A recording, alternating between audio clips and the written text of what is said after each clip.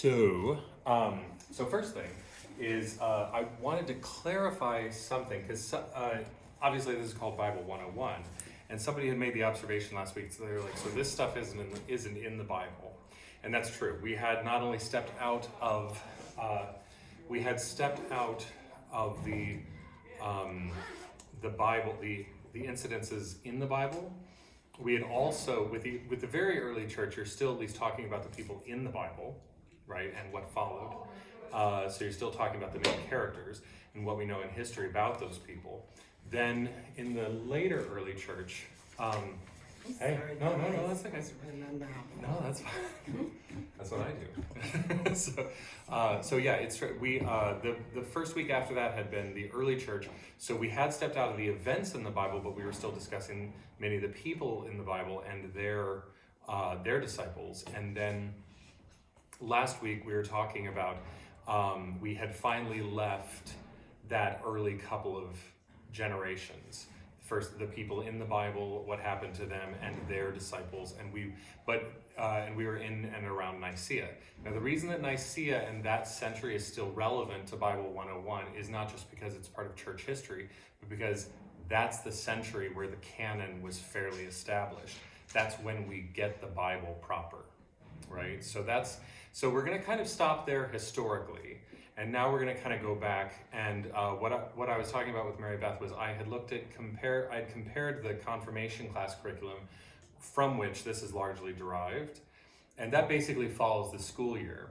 But what I thought was that since this is Bible-centric, I thought that what we would do is we would go through Easter. We would continue through Easter rather than like just uncertainly through the rest of the school term. We would conclude at Easter, and we use these final weeks to talk about aspects of the Bible, themes within the Bible, and some other interesting facts about it. So we're going back to the biblical contents themselves. Now that we have gone through the Bible and historically up to its, up to having a Bible, and now we're going to go back and talk about some things to do with it. To do with those contents. And today we're going to start with biblical criticism, scholarship, and archaeology. The writing, this is a quote by Hermann Gunkel, who is one of the big, major players in biblical criticism and biblical scholarship.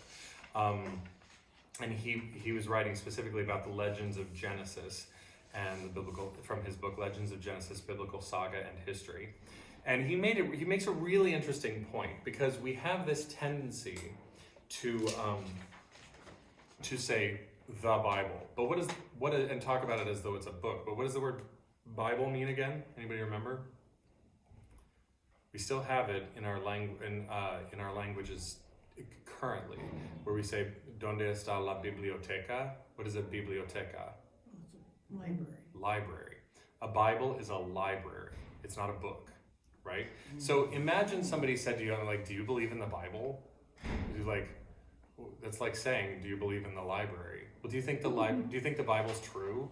Do you think the library is true? It's a nonsensical question. It doesn't make any sense, because it ignores a handful of things. Topmost among them is genre, right? It ignores genre entirely. There's stuff, and what I always say is, if somebody approaches it by saying, well, the Bible's not meant to be taken literally, or somebody says, well, I'm really kind of a strict biblical literalist and whatever. Both of those positions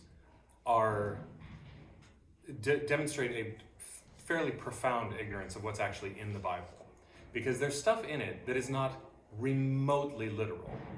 There are today was Psalms, right? It's just chapters and chapters of just song lyrics. That's not song. Who takes song lyrics just categorically as literal, right? Nobody. Now then, there's stuff in it that is so incredibly boring. It's way too boring to be metaphorical. It's just legal code, pages and pages of law, right? That's not metaphor. It's just somebody does this, you're entitled to this much, you know, it's like a boring commercial you'd skip through. It's like, you may be entitled to compensation according to Leviticus, you know, whatever. Like, who thinks, I think that's a metaphor for, you know, love. Okay, all right. So it ignores genre. It also ignores the question, some of which we'll talk about today, of authorship. And when we talk, and this kind of gets into two things, intent, and another thing we should just call for what it is, propaganda. And the reason I'm going to go ahead and use the word propaganda, even though it's a little bit spicy, is that there is a lot of evidence, even just internally. If you're just reading through it, the casual reader can pick up on it.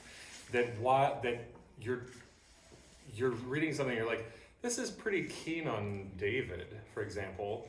Meanwhile, all the stories you're reading about David are about how he's like working as a mercenary for the enemy, sleeping with another man's wife, trying to get that man killed so he can get away with it, and then like ignoring his family duties and letting his family disintegrate in front of, and like, this is a man after God's own heart.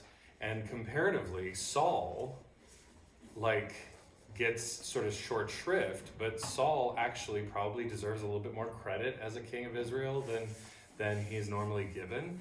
And you can see, and then you look historically at what was going on at the time, or you look at kind of how actually maybe this kind of all came together historically. And what you can see is that there's a big push as Judah, as that tribe, Judah is trying to substantiate itself as something of a leader in the region. If you want to incorporate people like these northern tribes, or if you want to really involve them and not make them feel too isolated, too othered, too whatever, you say, yes, your guy, he was important. He's very important. He did very many good things. Not quite as many as our guy, who's also your guy, right? Our King David.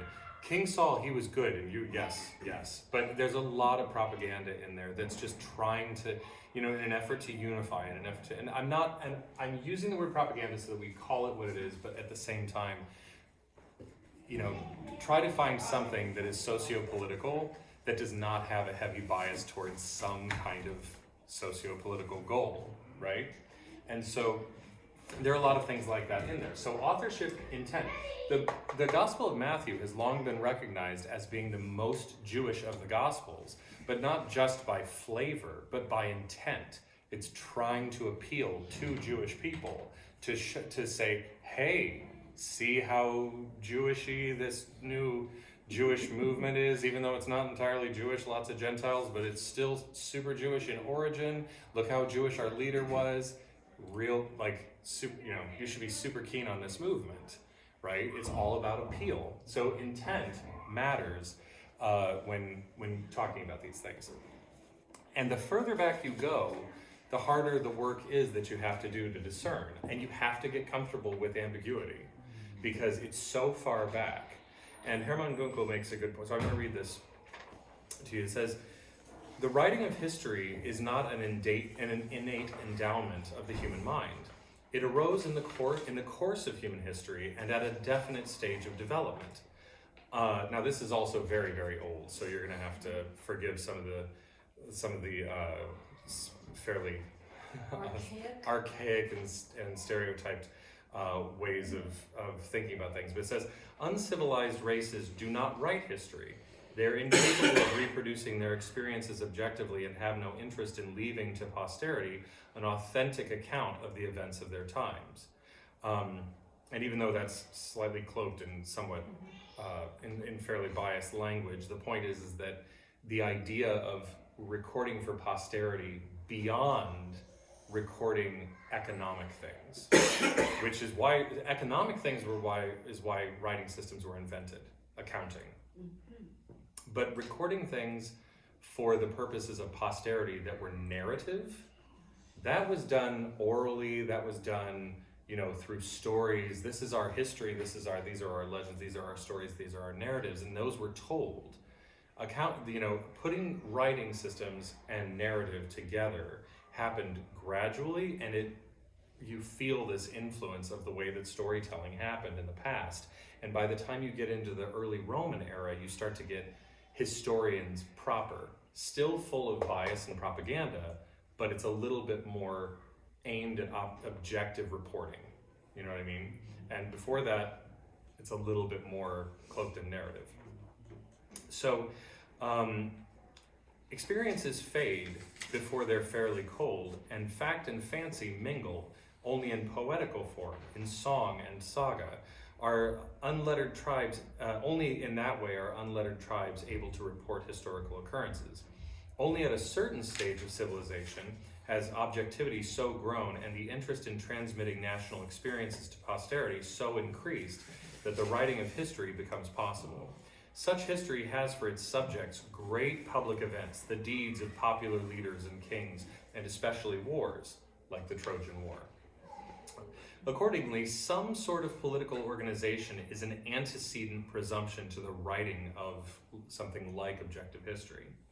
Only in a later, and in the main much later, time is the art of writing history, learned through the practice of writing national histories, applied to other spheres of human life. So it generally moves from like big things, kings and countries, stories about kings and country, and warfare and things like that, down to the stories of people, right? Stories of people don't get done in something like objective journalism much later. Usually those remain in the stories, like, let me tell you about Hercules, that one,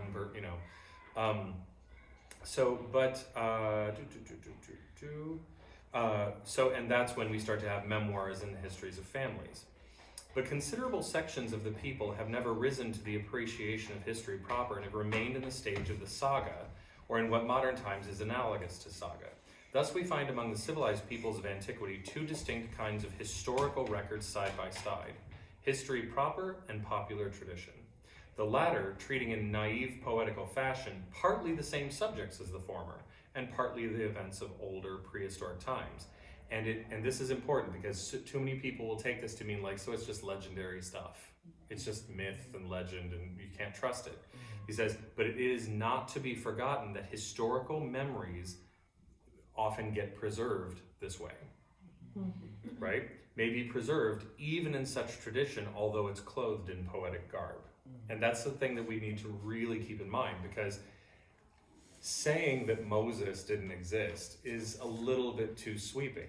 Saying whoever it was that is the historical kernel of Moses, of the man we now understand, or now understand as Moses via the narratives, may only have a loose tethering to a historical individual, like King Arthur. There are records going fairly far back suggesting that there was a person who was called a dux bellorum, a duke of war, which is not the same thing as like a king of all the UK, right? This is like most of the stories that you hear about King Arthur are actually like with knights of the round table and knights in shining armor. If King Arthur existed, it would have been about 400 plus years before that, when suits of armor like that and chivalry weren't even a thing. So many of the stories we have about King Arthur are actually stories told with like, at the time, contemporary aesthetics, contemporary things, castles of this sort, knights of this sort, armor of this sort, games, and much more medieval setting for a historical figure who would have been way earlier, looking nothing like that, right? So the question, discerning what we might be able to suss out about a historical individual, gets harder the further back you go. And people vary in how much they think you can call somebody historical. One scholar will say, I think there probably was a person who is this. So for example, some people will say that sections of Genesis probably know Abraham, Isaac, and Jacob. But on the other hand, some scholars will tell you, I think that there potentially could have been an Abraham, Isaac, and Jacob, but they were probably ancestors or heroes of people in different regions, and when they brought them all together, they lined them up as so-and-so was the father of so-and-so, so-and-so, and etc. And then, some people will say, no, I think it's possible that maybe this was, it's actually really, these people were better at accounting for history than maybe some other groups were. Maybe these were the people who started. So depending on who you talk to, they'll have different opinions about how to read these things historically. But modern biblical scholarship began in earnest in the 1600s in various European locations, and the Germans were like, they really ran with it.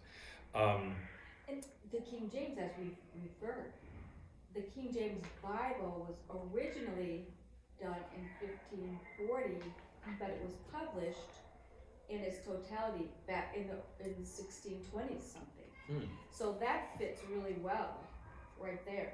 Yeah, they were very curious and really wanted to get into it. Yeah, and especially as people were the sort of biblical literacy and biblical access. It used to be kind of the priests knew the contents and they told people about it.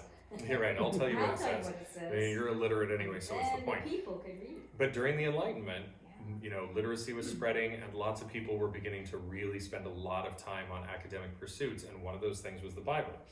And Germany in particular, they began to pick up these critical techniques. Now, in this case, we're not talking about criticism, meaning critiquing something like negatively, like that's awful, but not just being a critic, but critiquing something, doing a critique of it, like looking at an analysis of it. An examination and analysis of the contents. And the Germans really began to develop and use these techniques and became the foremost biblical scholars, and still the Germans are huge in the field. The University of Tübingen is one of the longest standing leaders in biblical scholarship for centuries now. So these areas include narrative, rhetorical, and linguistic analysis, source criticism, like where do we think this came from? So for example, when we're looking at Exodus, the Song of the Sea, right after they pass through the sea, there's a section that is fairly isolated, and we've mentioned this before. What's that? I didn't hear you. It's fairly isolatable or extractable. You can tell that it jumps out of the texture. They think that by looking at it, they go, I think that's older than the rest of this. You're going along in this story, and then something really properly older sounding. It has a different flavor. It's a song. Songs typically have longer, they can stay in transmission longer. So the Song of the Sea is thought to be a lot older than everything around it. And the source criticism, I think, is also when you find other cultures having similar stories. And the flood story, that's included in there. Yep. They say, is it possible that these either had a shared story that was a progenitor for these, or is it possible when you look at the text that maybe it was borrowed or things like that? And modern analyses too, feminist exegesis and stuff like that. Biblical criticism also includes the history related to it, not just the text, addressing the history of its development. Historical research provides insight into which books were contested and which books were accepted. Some things were left out, some things were included, some things were debated on. The Bible as we have it is not the only version that's ever existed. Thank you. It's certainly not the earliest version, the Bible as we have it. The Hebrew Bible, that's the standard Masoretic text, which we'll talk about in a minute, is not the earliest version. And the New Testament historically has only largely, but not unanimously, been agreed upon. Even to this day, Ethiopic churches. Even to this day, Ethiopic churches, I think, use a couple of books that are not used in the Western Church, and these are not randomly picked up. These are things that the early church used. What's an Ethiopic church? Is that the same as Coptic? Ethiopia. Oh, No, Coptic is north. Ethiopic uses Ge'ez, I think, as its liturgical language, and the Coptic Church uses Coptic, which is an ancient Egyptian form. Now, it's important also to critique the critique, because we have huge gaps in our knowledge, and there's a lot of valuable criticism even of the best scholarship. So some of what was like the established scholarship for a lot of the last century, say, has been kind of being in recent decades. Some people are starting to ask questions about that too, and so it's a pretty lively. It can be a very lively field. And I always think of Richard Dawkins, who is a famous neo-atheist. He's a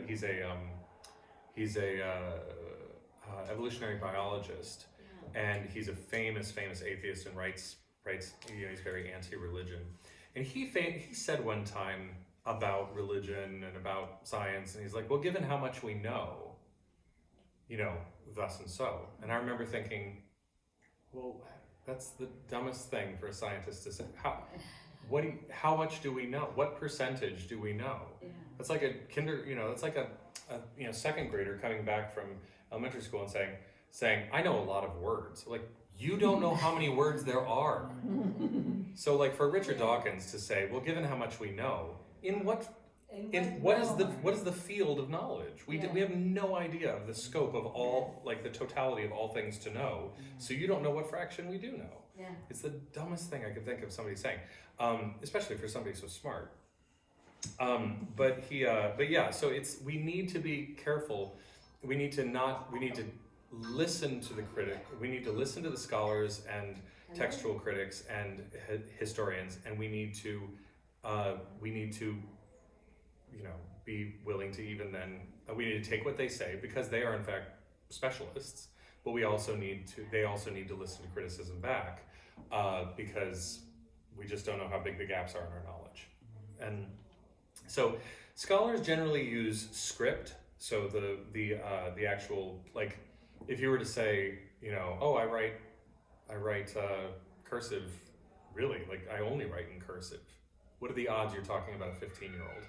A contemporary 15-year-old versus somebody who's upwards of, say, 40. Odds are you're talking about somebody who's upwards of 40 who probably learned and was told in school past a certain point, no more print, you have to write in cursive, right? So you can use things like script to gauge how old something is, right? Paleo Hebrew looks very different from later Hebrew. Early Hebrew is actually indiscernible from early Canaanite language. The Canaanites were the first people to come up with an alphabet. We still use that alphabet in various forms. They're the only alphabet that's ever been made. It's interesting because people use syllabaries. They use syllabaries, or they use which is grouped sounds. So like ma, me, mi, mo, mu has a consonant and a vowel, right? Ma, me, mi, mo, mu, ka, ke, ki, ko, ku, that's a Japanese syllabary. And then people use pictographs like Chinese is pictographic. It's actually, they're derived, current Chinese is derived from old just pictures, like a picture of a man, right? Even like the word, like this is one in Chinese, this is two. A man is this, arms and legs, right? It's very, that, and that's the current symbol, but these things really, a tree is, that's tree, sorry, this is a man, that's tree, right? And you see, so it's very pictographic things. Egyptian is another one. So the Phoenicians, which were a northern Canaanite tribe, they took Egyptian hieroglyphs, a simplified version of Egyptian hieroglyphs, and they attributed phonemes, which are the smaller sounds, not combined syllables like ma, me, mi, mo, mu. It's just more like or ah or p, right? And they created an alphabet. And our alphabet is the Latin version of what we would call in Greek the alpha beta, right? A, B, alpha, beta, gamma, whatever, which in Hebrew is the aleph bet, right? And so, and the Russian alphabet, if you've ever seen the Russian alphabet, that's Cyrillic. It's the version of Greek, the Greek alphabet that Saint Cyril knew. And so that's a script of the Greek alphabet. So in fact, all alphabets, there has only ever been one alphabet invented, and it's the alphabet that became all the alphabets that exist now. It's the original alphabet. There's only one, and we all sort of have some variant of it. So looking at early Hebrew, what we find is that it's indiscernible from Canaanite, from the Phoenician alphabet. And so you can look at that, and you can look at later, as you see a writing, you get an early text, and you go, oh, this is really quite early. This was written probably around this time, because that's when this script was in use, right? So they use script, they use style, linguistic style, they use historical references made in it. So for example, if you're reading the New Testament and it's referencing the temple, the destruction of the temple, there's a very high probability it was written after 70 AD, because the temple in Jerusalem was destroyed in 69-70.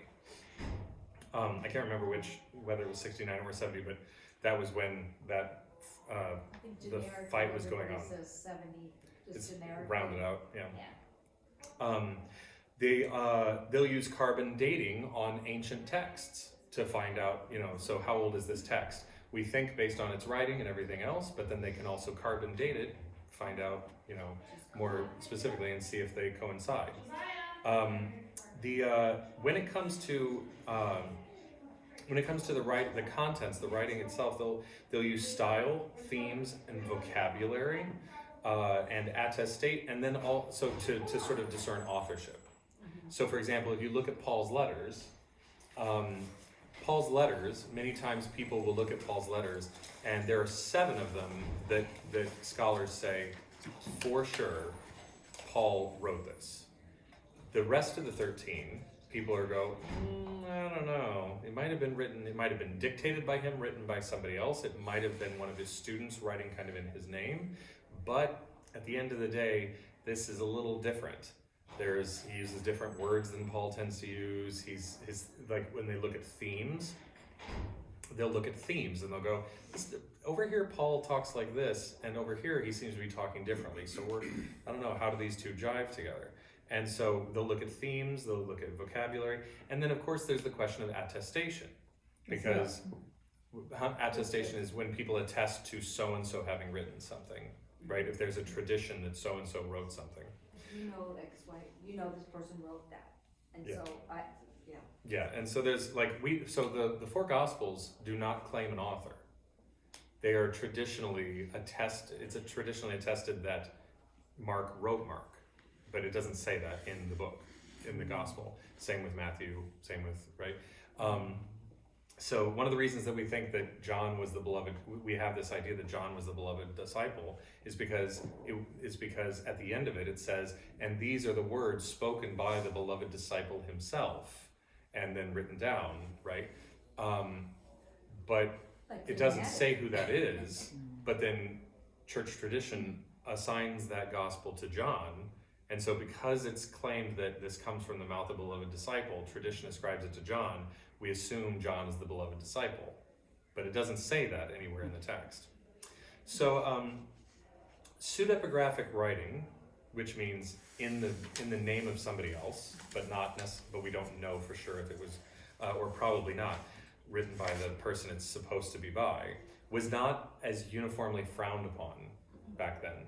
If you were a student of a particular school, so you could say that of the 13, any one of the 7 anyone that is not part of the 7 uncontested ones, they very possibly could have come from a Pauline school of thought, from one of his disciples writing in his teacher's name or something like that, right? So there's a pretty loose line between Paul wrote this in his own hand, which in one case he says, do you see what large letters this is in my own hand, see what large letters I'm writing with. But then somebody else may take dictation.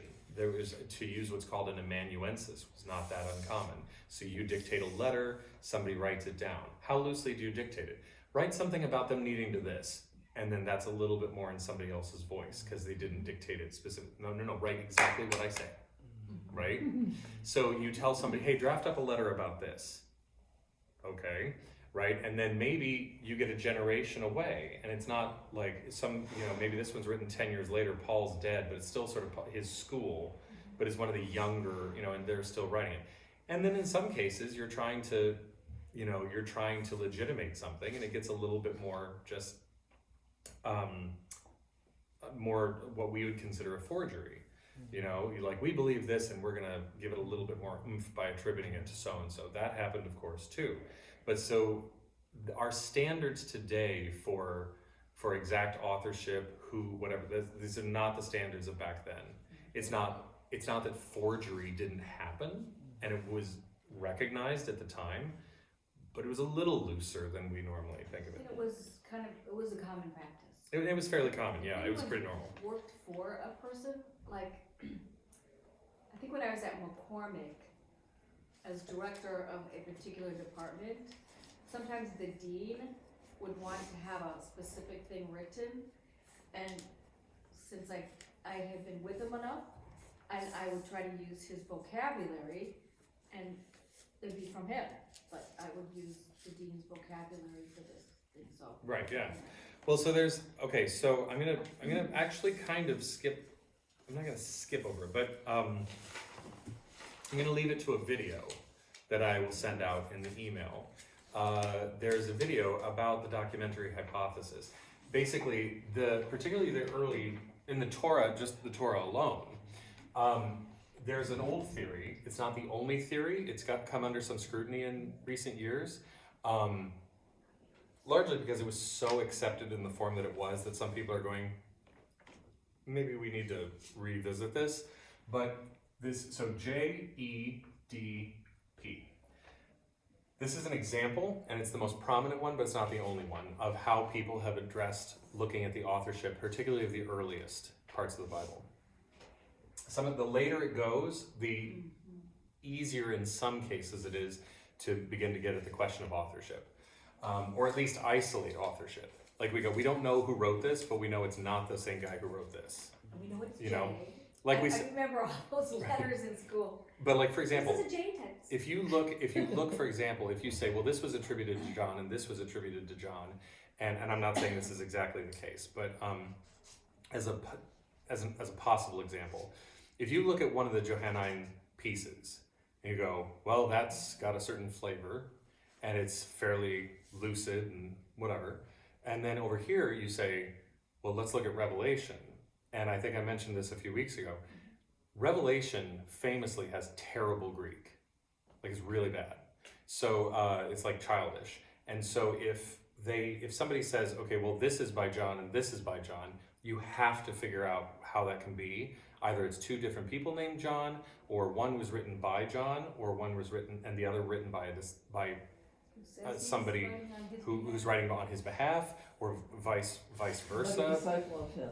A disciple of him, or an amanuensis, or whatever. And maybe the latter one, because John wouldn't have been as good at, he was from Palestine, he wouldn't have been as good at Greek, so maybe he did write that one, but somebody else wrote in better Greek for him. And that you have to find some way, because you can't just say John sat down and wrote both of these. It's too ridiculous. It's all you think, and you reminded me of how extensive and how dedicated through the centuries all these discoverers and scholars had to be. While you're doing that, the Hebrew, for example, today we talked about how God will hold your foot from slipping, or the word in Hebrew for slip can also be substituted for the word of to die. And Hebrew itself doesn't have punctuation, and they don't have not punctuation, but it's all consonants, and so there's no Right. vowels. There are no vowels in And original so in the early scholars Hebrew. have to know the entirety of the text to kind of put it all together that makes sense Yeah. to us. And- Context has a lot to Our say about language. which vowels should be used. yeah. So yeah, it's very. So the example, if you look at just the Torah, the first 5 books of the Bible, scholars have looked and said these, because of a handful of patterns, it looks like there's been a lot. There are a lot of different styles and a lot of different usages of certain terms, and it looks like there are multiple hands, involved here. And it also seems that they have different intents along the way. And therefore, we think that there's another one floating over here called the redactor.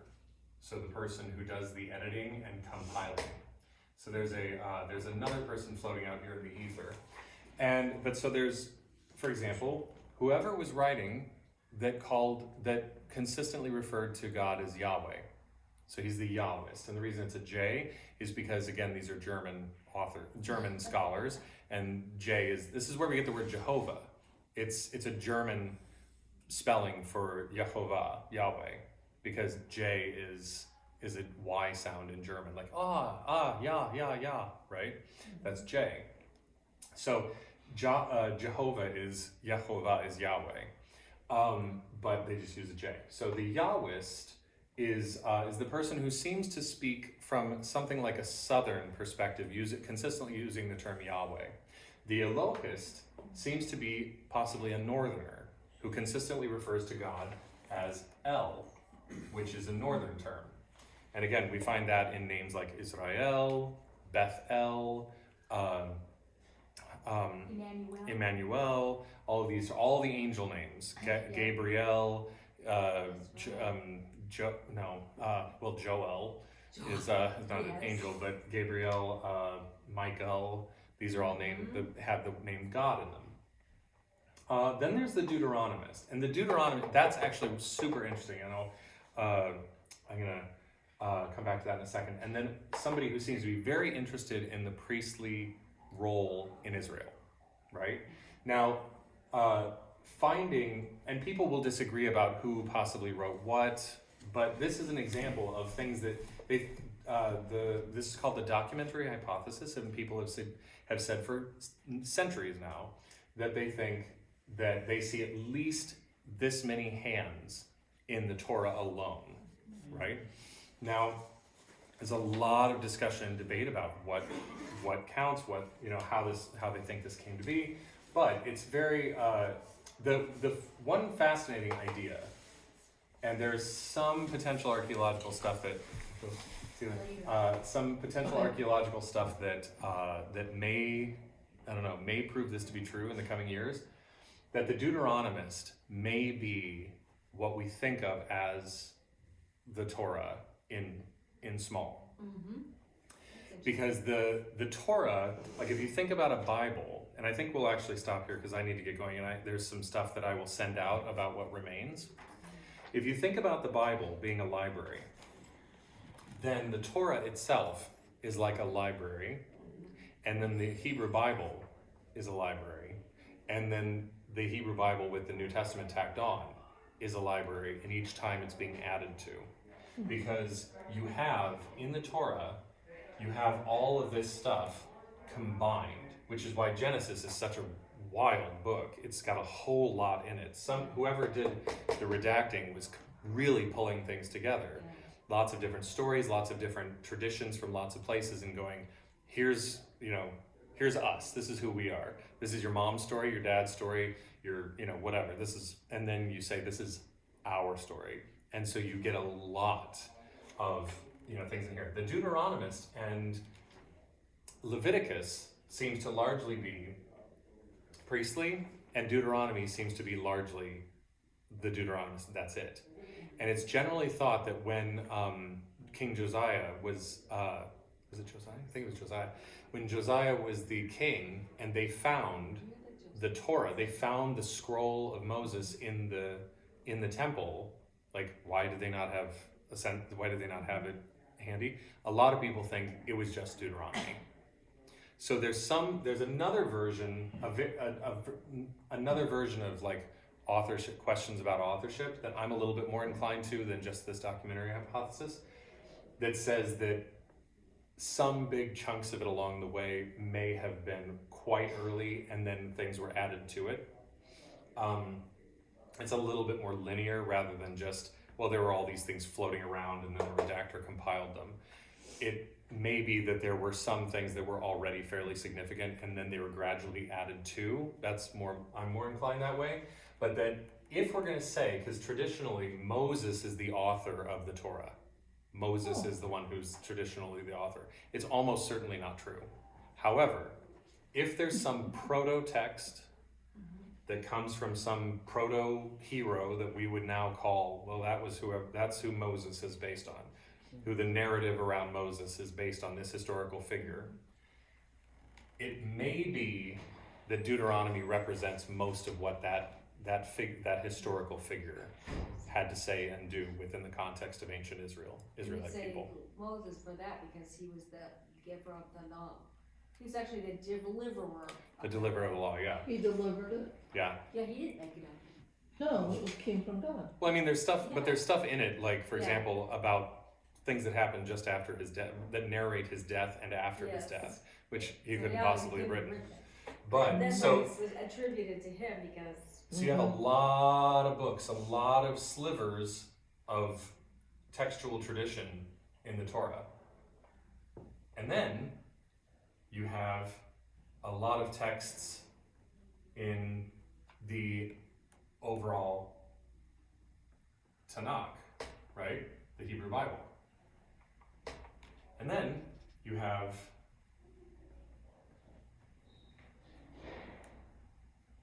even more in the Christian Bible, which includes the Tanakh. So each one of these is a library. The Torah itself is a small library. It's not just like this idea that like Moses wrote it all from beginning to end. It's actually already itself a small library full of a lot of the stories of these people that are lots of different traditions put together to try to create a cohesive narrative about the Jewish people, particularly centered around how they came, how this law pertains to all of them historically. And then this is the experiences of the people that then become part of the library of the history of these people. And then the Christian movement comes out of that, right? So it's the Torah and the Tanakh in that order. Well, no. And then The that- Torah is part of the Tanakh Oh, I see. because it's the first 5 books of it. But the Tanakh develops, it's sort of like saying the Old Okay. Testament and the Bible, Okay. right? So So the Tanakh is within the Torah. the Tanakh, no, the Torah is within the Tanakh. isn't that kind of Okay, like I an see. acronym? I remember. It is, That Torah, would be helpful. Nevi'im, Torah. and yeah, we may need to revisit that, but